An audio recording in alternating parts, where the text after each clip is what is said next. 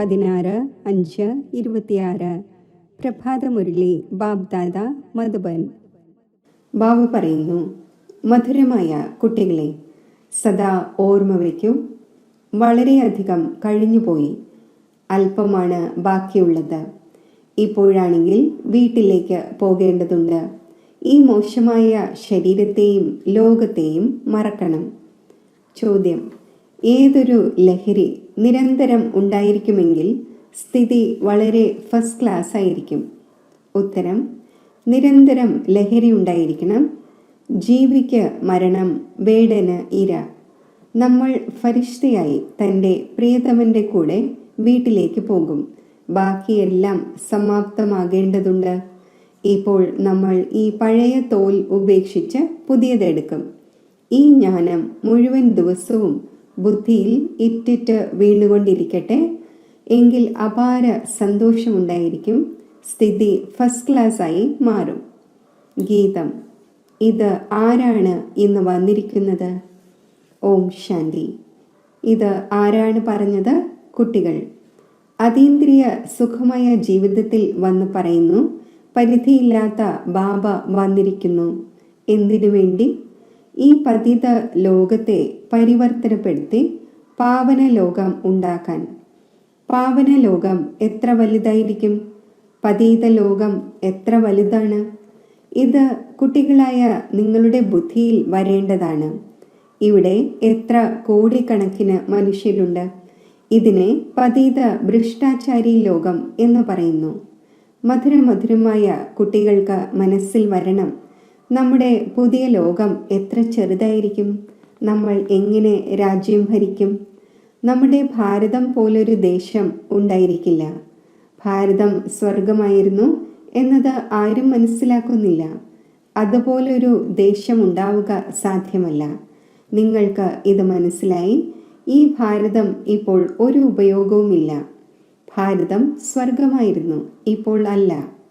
നമ്മുടെ ഭാരതം ഏറ്റവും ഉയർന്നതാണ്, ഏറ്റവും പ്രാചീനമാണ് എന്നത് ആർക്കും ഓർമ്മ വരുന്നില്ല. കുട്ടികളായ നിങ്ങളുടെ ബുദ്ധിയിൽ വരുന്നുണ്ട്. അതും പുരുഷാർത്ഥത്തിൻ്റെ നമ്പർ അനുസരിച്ചാണ്. ഇത്രയും സന്തോഷവും ഇത്രയും റിഗാർഡുമുണ്ടോ? പരിധിയില്ലാത്ത ബാബ വന്നിരിക്കുകയാണ്. കൽപ്പകൽപ്പങ്ങളിൽ വരുന്നു. മായ രാവണൻ നമ്മുടെ രാജ്യഭാഗ്യം തട്ടിയെടുത്തു. അത് ആത്മാക്കളായ നമുക്ക് വീണ്ടും തൻ്റെ രാജ്യഭാഗ്യം ബാബ വന്ന് നൽകുന്നു. ഏതെങ്കിലും യുദ്ധത്തിലൂടെ അല്ല തട്ടിയെടുത്തത്, അങ്ങനെയല്ല. രാവണ രാജ്യത്തിൽ നമ്മുടെ മതം ഭ്രഷ്ടാചാരിയാണ്. ശ്രേഷ്ഠാചാരിയിൽ നിന്നും നമ്മൾ ഭ്രഷ്ടാചാരിയാകുന്നു. ലോകം നോക്കൂ, എത്ര വർദ്ധിച്ചു. നമ്മുടെ ഭാരതദേശം എത്ര ചെറുതായിരുന്നു. സ്വർഗത്തിൽ എത്ര സുഖമുള്ളവരായി വസിക്കും. വജ്ര വൈഡൂര്യങ്ങളുടെ കൊട്ടാരമുണ്ടായിരിക്കും. അവിടെ രാവണനില്ല. കുട്ടികളായ നിങ്ങളുടെ ബുദ്ധിയിൽ സന്തോഷം ഉണ്ടായിരിക്കേണ്ടതാണ്. അതീന്ദ്രിയ സുഖം ഉണ്ടായിരിക്കേണ്ടതാണ്. ബാബ പറയുന്നു, ദേഹി അഭിമാനിയാകൂ. ദേഹത്തിൻ്റെ ബോധം ഇല്ലാതാക്കുന്നതിനായി ബാബ പറഞ്ഞിട്ടുണ്ടായിരുന്നു, 108 തുണി കഷ്ണങ്ങൾ കൊണ്ടുള്ള വസ്ത്രം ധരിക്കൂ. വലിയ വ്യക്തികളുമായി, വജ്ര വ്യാപാരികളുമായി കണക്ഷൻ ഉണ്ടായിരുന്നു. ആ ലഹരി എങ്ങനെയാണ് ഇല്ലാതായത്? ദേഹി അഭിമാനി ആകേണ്ടി വരും. ഞാൻ ആത്മാവാണ്, ഇത് പഴയ ശരീരമാണ്. ഇതിനെ ഉപേക്ഷിച്ച് പുതിയ ഫസ്റ്റ് ക്ലാസ് ശരീരമെടുക്കണം. സർപ്പം ഒരു തോൽ ഉപേക്ഷിച്ച് മറ്റൊന്നെടുക്കുന്നു. കുട്ടികളായ നിങ്ങളുടെ ബുദ്ധിയിൽ ജ്ഞാനമുണ്ട്. ഈ പഴയ തോൽ ഉപേക്ഷിച്ച് നമ്മൾ പുതിയ മറ്റൊന്നെടുക്കും. പിന്നെ മറ്റൊരു ശരീരം ലഭിക്കും. ഈ മുഴുവൻ ജ്ഞാനവും കുട്ടികളുടെ ബുദ്ധിയിൽ ഇറ്റിറ്റ് വീഴണം. ഇതാണെങ്കിൽ മോശമായ ലോകമാണ്. ഇതിനെ കണ്ടുകൊണ്ടും ബുദ്ധി കൊണ്ട് മറക്കേണ്ടി വരും. നമ്മൾ യാത്രയിൽ പോയിക്കൊണ്ടിരിക്കുകയാണ്. നമ്മുടെ ബുദ്ധിയുടെ യോഗം വീടിൻ്റെ നേർക്ക് പോയിക്കൊണ്ടിരിക്കുന്നു. അഭ്യസിക്കേണ്ടി വരുമല്ലോ. ഈ ശരീരവും പഴയതാണ്, ലോകവും പഴയതാണ്. സാക്ഷാത്കാരം കണ്ടു. ഇപ്പോൾ ഈ ദേഹവും ദേഹത്തിൻ്റെ എല്ലാ സംബന്ധവും ഉപേക്ഷിച്ച് വീട്ടിലേക്ക് പോകേണ്ടതുണ്ട്. ഉള്ളിൽ സന്തോഷമുണ്ടാകുന്നു. ഇപ്പോൾ നമുക്ക് തിരികെ പോകേണ്ടതുണ്ട്. ബുദ്ധിയോഗം അവിടെ ചേർക്കേണ്ടതുണ്ട്. പരസ്പരം ഈ ഒരു കാര്യം കേൾപ്പിക്കണം. മന്മനാഭവ. ഇത് വളരെ ശക്തിശാലിയായ മന്ത്രമാണ്. ഗീതയാണെങ്കിൽ ധാരാളം പേർ പഠിക്കുന്നു, പക്ഷേ അർത്ഥം മനസ്സിലാക്കുന്നില്ല. മറ്റു ശാസ്ത്രങ്ങൾ പഠിക്കുന്നത് പോലെ വെറുതെ പഠിക്കുന്നു. ഇത് ആരുടെയും ബുദ്ധിയിൽ വരില്ല. നമ്മൾ ഭാവിയിലേക്ക് വേണ്ടി രാജയോഗം പഠിച്ചുകൊണ്ടിരിക്കുന്നു. വളരെയധികം കഴിഞ്ഞുപോയി. ഇപ്പോൾ ബാക്കി അല്പം സമയമാണുള്ളത്. ഇങ്ങനെയെല്ലാം സ്വയം തന്നെ രസിപ്പിച്ച് സന്തോഷത്തിൽ വരണം. ഇതെല്ലാം ഇല്ലാതാകേണ്ടതുണ്ട്. ജീവിക്ക് മൃത്യു, വേടന് ഇര. നമ്മൾ ഫരിഷ്തയായി തൻ്റെ പ്രിയതമനോടൊപ്പം വീട്ടിലേക്ക് പോകും. ആത്മാക്കളുടെ പിതാവിരുന്ന് ഈ ശിക്ഷണം നൽകുന്നു. സാധാരണവുമാണ്, എന്നാൽ ഉയർന്നതിലും ഉയർന്നതാണ്. ബാബ വന്നിരിക്കുകയാണ് പരിധിയില്ലാത്ത സമ്പത്ത് നൽകാൻ. കൽപ്പകൽപ്പങ്ങളിൽ വരുന്നു. ഇതാണെങ്കിൽ മോശമായ ലോകമാണ്. ഇങ്ങനെയെല്ലാം സംസാരിക്കേണ്ടതുണ്ട്. ഇതിനെയാണ് വിചാരസാഗര മനനം എന്ന് പറയുന്നത്. ഈ ശാസ്ത്രങ്ങൾ ആദിയായവ ജന്മജന്മാന്തരം പഠിച്ചു. നമ്മൾ ഭാരതവാസികൾ എത്ര ജപം തപം ആദിയായവ ചെയ്തോ അത്രയും മറ്റാരും ചെയ്തിട്ടുണ്ടാകില്ല. ആരാണോ ആദ്യം വന്നത് അവർ തന്നെയാണ് ഭക്തി ചെയ്തത്. അവർ തന്നെയാണ് ജ്ഞാനയോഗത്തിലും തീവ്രമായി പോകുന്നത്. കാരണം അവർക്ക് വീണ്ടും ആദ്യ നമ്പറിലേക്ക് വരണം. ചിലരൊക്കെ വളരെ നന്നായി പുരുഷാർത്ഥം ചെയ്യുന്നത് കാണുന്നുണ്ട്. ഈ ആത്മീയ സേവനത്തിൽ മുഴുകിയിരിക്കുന്ന കുട്ടികളായ നിങ്ങൾക്ക് വളരെ നല്ലതാണ്. യഥാർത്ഥത്തിൽ ഭട്ടിയിലിരിക്കുകയാണ്. ആ സംബന്ധം മുറിയാത്തതായി. ആരാണോ ഗൃഹസ്ഥ വ്യവഹാരത്തിൽ ഇരിക്കുന്നത്, ഇത് കേൾക്കുകയും കേൾപ്പിക്കുകയും ചെയ്യുന്നത്, അപ്പോൾ പഴയവരെക്കാളും തീവ്രമായി പോയിക്കൊണ്ടിരിക്കുകയാണ്. പുതിയതായി വരുന്നവർ വളരെ തീവ്രമായി പോകുന്നതായി കാണുന്നു. നിങ്ങൾ ലിസ്റ്റ് എടുക്കുകയാണെങ്കിൽ അറിയാൻ കഴിയും. ആദ്യം നിങ്ങളുടെ മാല ഉണ്ടാക്കുമായിരുന്നു. പിന്നെ എത്ര നല്ല നല്ല കുട്ടികൾ 3ഉം 4ഉം നമ്പറിലുള്ളവർ പോലും പുറത്തു പോയതായി കണ്ടു. പൂർണ്ണമായും പോയി പ്രജയിലായി. ഇപ്പോൾ ഇത് നിങ്ങളുടെ സ്റ്റുഡൻറ് ലൈഫാണ്. ഗൃഹസ്ഥ വ്യവഹാരത്തിൽ ഇരിക്കവേ അതിനോടൊപ്പം ഈ കോഴ്സ് പഠിക്കുന്നു. വളരെയധികം കുട്ടികൾ ഡബിൾ കോഴ്സ് എടുക്കുന്നു. ലിഫ്റ്റ് ലഭിക്കുന്നു. നിങ്ങളുടെ കോഴ്സാണ്. ഗൃഹസ്ഥ വ്യവഹാരത്തിൽ ഇരിക്കവേ ഇത് പഠിക്കണം. ഇതിലും കന്യകമാർ വളരെ തീവ്രമായി പോകേണ്ടതാണ്. കന്യകമാർ കാരണം കന്നയ്യ, അതായത് കൃഷ്ണൻ അഥവാ ഗോപാലൻ എന്ന നാമവും പാടപ്പെട്ടിരിക്കുന്നു. ഗോപന്മാരുമുണ്ട്, കാരണം പ്രവൃത്തി മാർഗമാണല്ലോ. നിങ്ങൾ സത്യയുഗത്തിൽ ദേവീ ദേവതാ ധർമ്മത്തിലേതായിരുന്നു. ഈ ലക്ഷ്മി നാരായണൻ പ്രവൃത്തി മാർഗത്തിൽ രാജ്യം ഭരിച്ചിരുന്നു. ഇത് നിങ്ങളുടെ ബുദ്ധിയിൽ ഇറ്റിറ്റ് വീഴേണ്ടതാണ്. നമ്മൾ എന്താണ് ആകുന്നത്? ദേവതമാർ എത്ര ഫസ്റ്റ് ക്ലാസ് ആണ്. അവരുടെ മുന്നിൽ പോയി മഹിമ പാടുന്നു. താങ്കൾ സർവഗുണ സമ്പന്നവും 16 കലാ സമ്പൂർണവുമാണ്. നമ്മൾ പാപിയും കപടതയുള്ളവരുമാണ്. നിർഗുണമായ നമ്മളിൽ ഒരു ഗുണവുമില്ല. ഇപ്പോൾ ഇതിൽ ഭഗവാനല്ല ദയവ് കാണിക്കുകയോ കൃപ കാണിക്കുകയോ ചെയ്യേണ്ടത്. വാസ്തവത്തിൽ ദയവും കൃപയും സ്വയം തൻ്റെ മേലാണ് ചെയ്യേണ്ടത്. നിങ്ങൾ തന്നെയാണ് ദേവതയായിരുന്നത്. ഇപ്പോൾ എന്തായിരിക്കുന്നു? സ്വയം നോക്കൂ. പിന്നെ പുരുഷാർത്ഥം ചെയ്ത് ദേവതയാകൂ. ശ്യാമത്തിൽ നിന്നും സുന്ദരമാകുന്നതിനായി പുരുഷാർത്ഥം ചെയ്യേണ്ടി വരും. ഭക്തിമാർഗത്തിൽ ഇങ്ങനെ പറയുന്നു: മരിച്ചു പോവുകയായിരുന്നു, ഇന്നയാളുടെ കൃപയിലൂടെ രക്ഷപ്പെട്ടു, അദ്ദേഹത്തിൻ്റെ ആശീർവാദത്തിലൂടെ എന്നെല്ലാം. മഹാത്മാക്കളുടെയും മറ്റും കൈപിടിച്ച് പറയും, അങ്ങയുടെ ആശീർവാദം വേണം. ഇവിടെയാണെങ്കിൽ പഠനമാണ്. കൃപയുടെയും മറ്റും കാര്യമില്ല. മന്മനാഭവയ്ക്ക് അർത്ഥമുണ്ടല്ലോ. മന്ത്രം വളരെയധികം നൽകുന്നു. അനേകം പ്രകാരത്തിലുള്ള ഹഠയോഗം പഠിപ്പിക്കുന്നു. ഓരോരുത്തരുടെയും ശിക്ഷണം വേറെ വേറെയായിരിക്കും. ഹഠയോഗത്തിൻ്റെ സാമ്പിൾ കാണണമെങ്കിൽ ജയ്പൂരിലെ മ്യൂസിയത്തിൽ പോയി നോക്കൂ. ഇവിടെയാണെങ്കിൽ എത്ര സുഖമായിരിക്കുകയാണ്. ബുദ്ധിയിലുണ്ട് നമുക്ക് വീണ്ടും ബാബ രാജ്യം നൽകിക്കൊണ്ടിരിക്കുന്നു. അവിടെ അദ്വൈത ദേവീ ദേവതാധർമ്മമായിരുന്നു, മറ്റൊരു ധർമ്മവും ഉണ്ടായിരുന്നില്ല. 2 കൈകൾ കൊണ്ട് മാത്രമേ കൈയടി ശബ്ദം കേൾക്കൂ. ഒരു ധർമ്മമാണെങ്കിൽ ലഹളകൾ നടക്കില്ല. ഇപ്പോൾ കലിയുഗമാണ്. കലിയുഗം പൂർത്തിയാകുമ്പോൾ ഭക്തിയും പൂർത്തിയാകും. ഇപ്പോഴാണെങ്കിൽ മനുഷ്യരുടെ വർധനവ് എത്ര ഉണ്ടായിക്കൊണ്ടിരിക്കുന്നു. ഭാരതത്തിൻ്റെ ഭൂമി വർദ്ധിക്കുന്നില്ല. ഭൂമിയാണെങ്കിൽ അതുതന്നെയാണ്. ബാക്കി മനുഷ്യർ കുറയുകയും കൂടുകയും ചെയ്യുന്നു. അവിടെ മനുഷ്യർ വളരെ കുറവായിരിക്കും. ലോകം ഇത് തന്നെയായിരിക്കും. ലോകം ചെറുതൊന്നുമാകില്ല. അതിനാൽ കുട്ടികളായ നിങ്ങൾ വളരെ സന്തോഷത്തിലിരിക്കേണ്ടതാണ്. നമ്മൾ യോഗബലത്തിലൂടെ തൻ്റെ രാജ്യം സ്ഥാപിച്ചുകൊണ്ടിരിക്കുന്നു, ബാബയുടെ ശ്രീമത്ത് അനുസരിച്ച്. ബാബ പറയുന്നു, എന്നെ മാത്രം ഓർമ്മിക്കൂ, എങ്കിൽ നിങ്ങളുടെ പാപം ഭസ്മമാകും.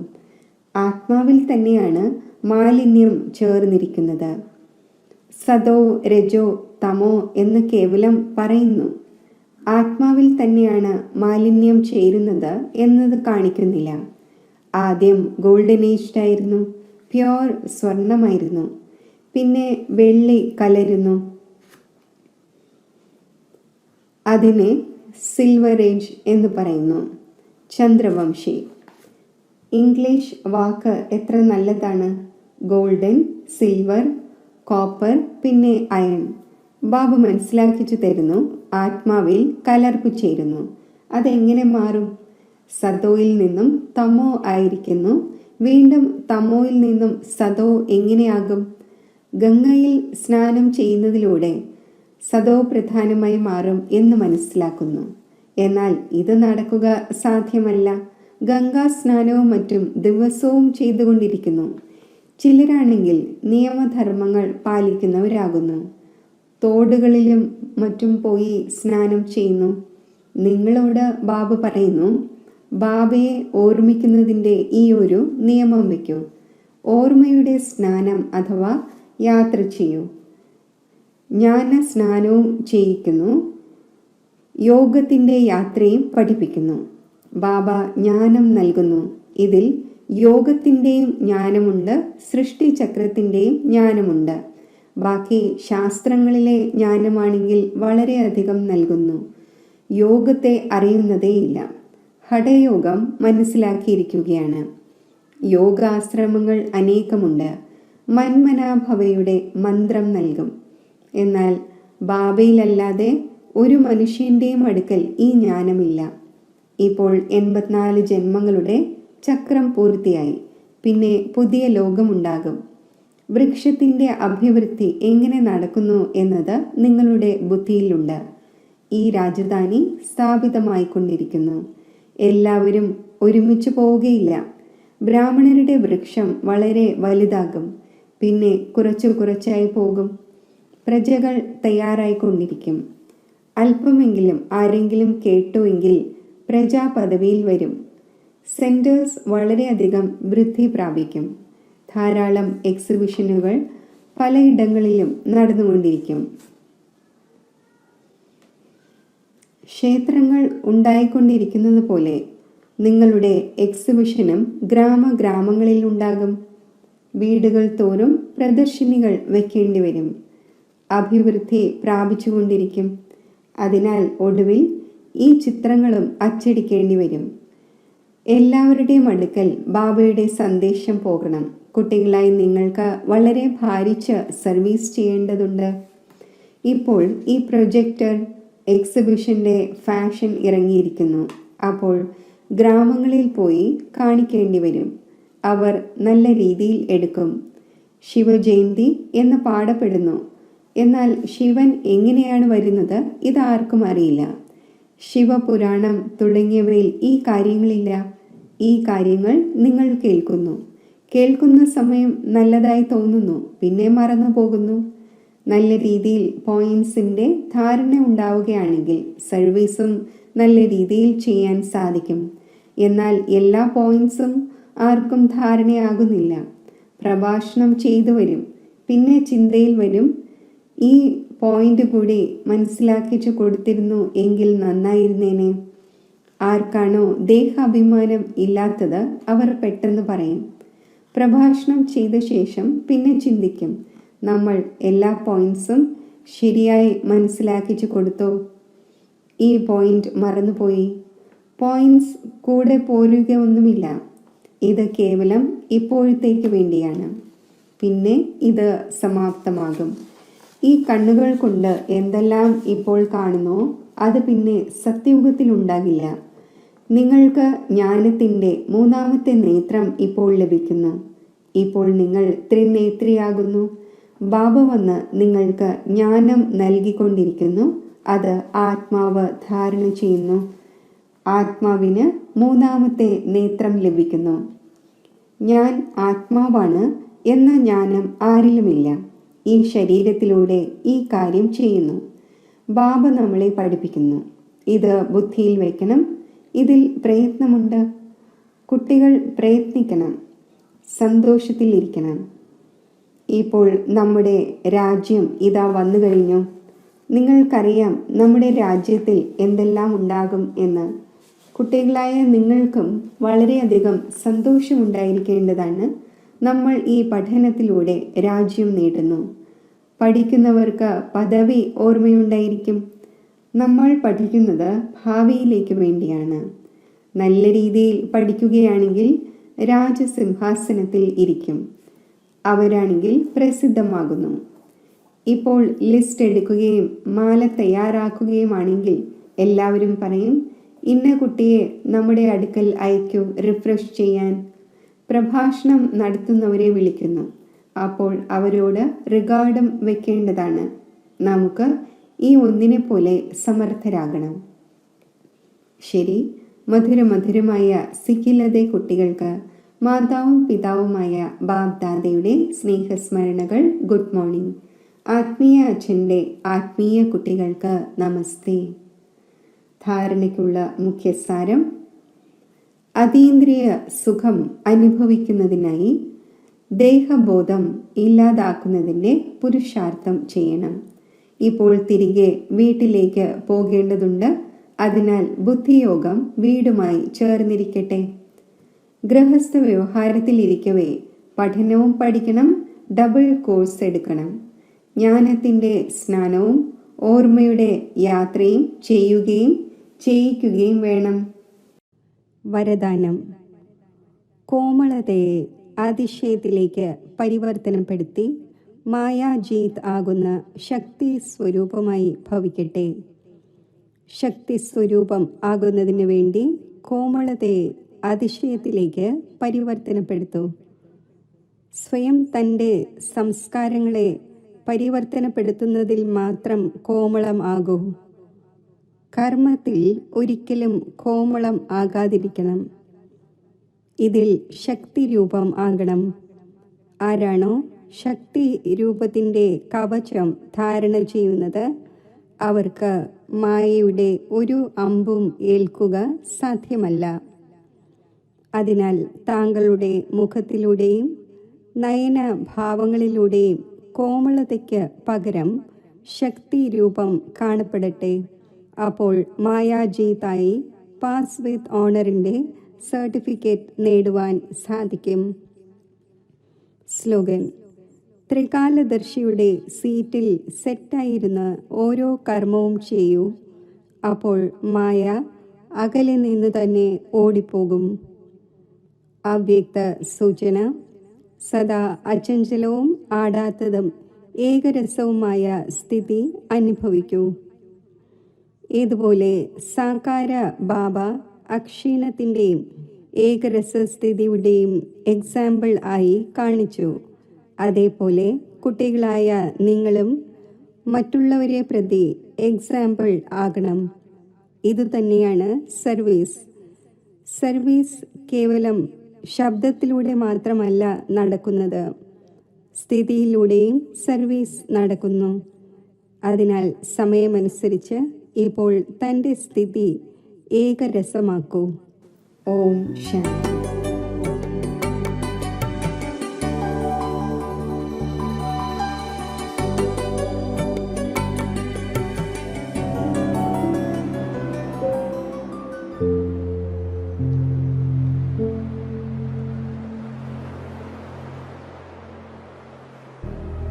മെഡിറ്റേഷൻ.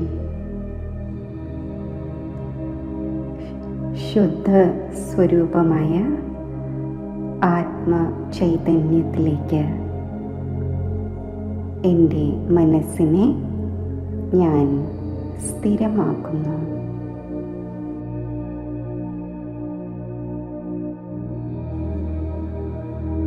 മസ്തക മധ്യത്തിൽ നക്ഷത്ര സമാനം തിളങ്ങുന്ന ആത്മജ്യോതിയിൽ മനസ്സ് സ്ഥിരമാകുമ്പോൾ അജ്ഞാനത്തിൻ്റെ ആവരണത്താൽ മറഞ്ഞിരുന്ന ആത്മാനുഭവം എന്നിൽ ഉദയം ചെയ്യുന്നു.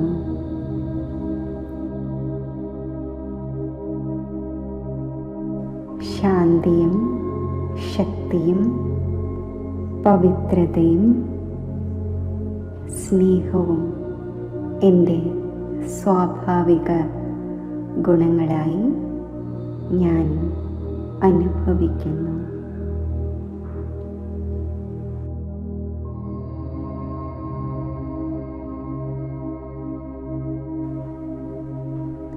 ജീവിതത്തെ ആത്യന്തികമായ ധന്യതയിൽ എത്തിക്കുന്ന പരമാത്മാ സംഘത്തിൻ്റെ ശ്രേഷ്ഠ അനുഭവത്തിനായി പരമാത്മാവിൻ്റെ സമീപത്ത് മനസ്സുകൊണ്ട് സ്ഥിതി ചെയ്യുന്നു.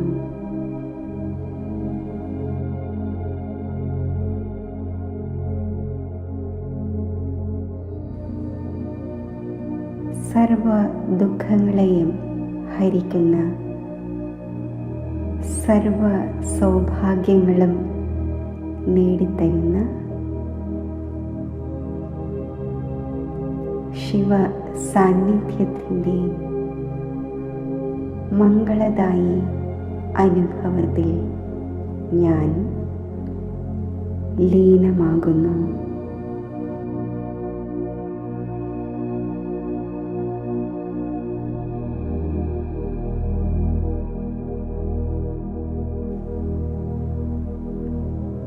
ഈ പരമാത്മാ കൂടിക്കാഴ്ചയിലൂടെ അതിരറ്റ ആനന്ദം അനുഭവിക്കുമ്പോൾ മനസ്സിലെ എല്ലാ ഭയവും ശോകവും ഒഴിഞ്ഞു പോകുന്നു.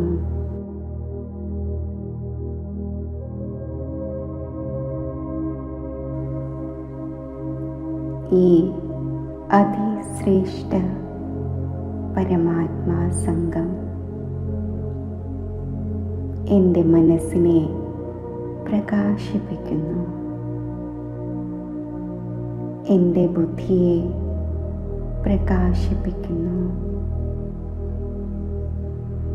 എൻ്റെ സംസ്കാരങ്ങളെ ദിവ്യവും അതിശ്രേഷ്ഠവുമാക്കി മാറ്റുന്നു.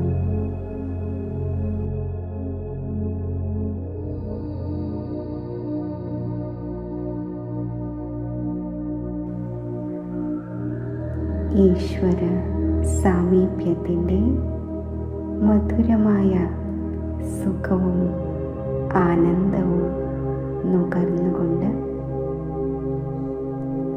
ശാന്തവും സുഖമയവും സ്നേഹസമ്പന്നവും ശക്തിസമ്പന്നവുമായ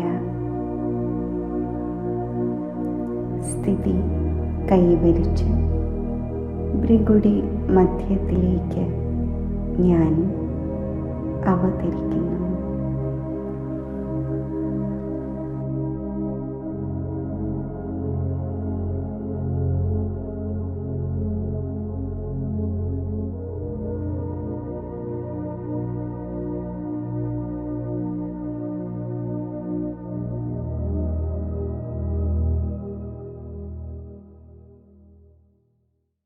അവരും ശാന്ത സ്വരൂപ അവസ്ഥയിൽ സ്ഥിരത കൈവരിക്കുന്നു.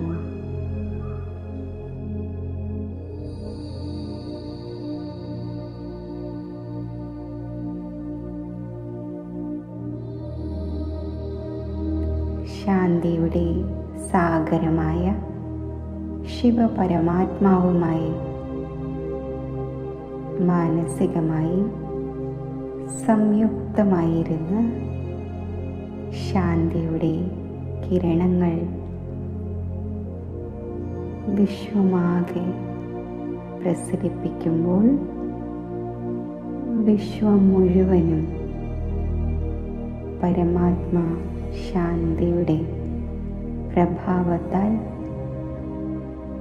ശാന്തിയാകുന്ന ഗുണത്താൽ സമൃദ്ധമാകുന്നു.